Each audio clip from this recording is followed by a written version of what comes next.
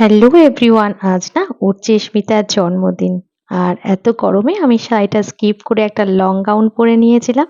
আর ওদের বাড়ি আমাদের বাড়ির ঠিক একটা বাড়ি পরে। তো আজও 5 বছরে পড়লো। তো কি সুইট মেয়ে, দেখতেই পাচ্ছো। তো বেশ বড় করেই কিন্তু বার্থডে সেলিব্রেট করা হচ্ছে। তো দেখতেই পাচ্ছ খুব সুন্দর করে কিন্তু ডেকোরেশন করা হয়েছিল পুরো বাড়ি জুড়ে। তো আমি যখন গিয়েছিলাম তো কেক কাটিং কিন্তু শেষ হয়ে গিয়েছিল। তো যাই হোক, তো কেক নিয়ে ফটোশুট করা হচ্ছিল যখন, তো ভাবলাম তোমাদের সাথে একটু শেয়ার করে নিই।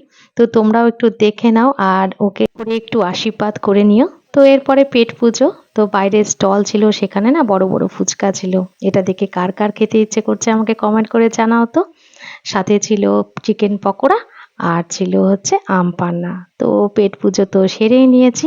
তো এরপরে আমি ভেতরে যেতেই দেখছিলাম ওখানে ফটোশুট হচ্ছিল চেনা পরিচিতদের সাথে। আমিও কিন্তু বেশ কিছু ফটো তুলে নিয়েছি, তোমাদের ফেসবুকে তো অবশ্যই আপলোড করব, সেখান থেকে দেখে নিও।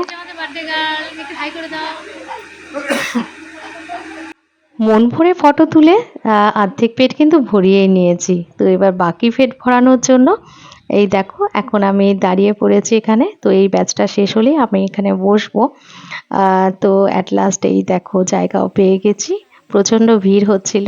তো তারপরে এই যে বসে পড়েছি।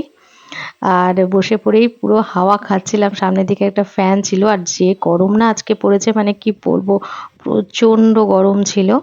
তো যাই হোক, ফার্স্টে কিন্তু এই যে আমার কিন্তু মটরশুঁটির কচুরি আর সাথে পনিরের একটা প্রিপারেশন পড়ে গেছিলো। তো সেটা খেলাম। তো এরপরে ছিল এগ টেবিল, তারপরে অনেক কটা আইটেমই ছিল। আজকে সবটা তোমাদের সাথে শেয়ার করতে পারিনি।